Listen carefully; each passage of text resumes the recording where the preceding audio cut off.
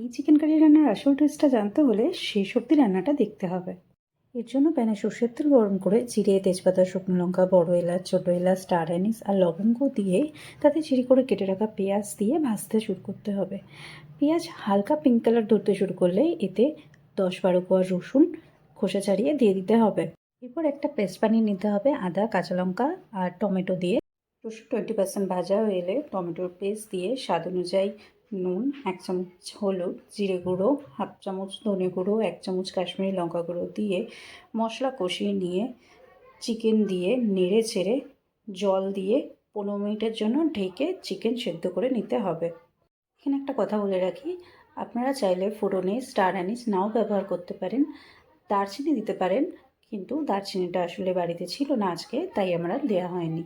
Chicken 90% সেদ্ধ হয়ে গেলে 1 চামচ চিনি ও ফ্যাটানো টক দই দিয়ে লো ফ্লেমে 5-7 মিনিট রান্না করে নিতে হবে।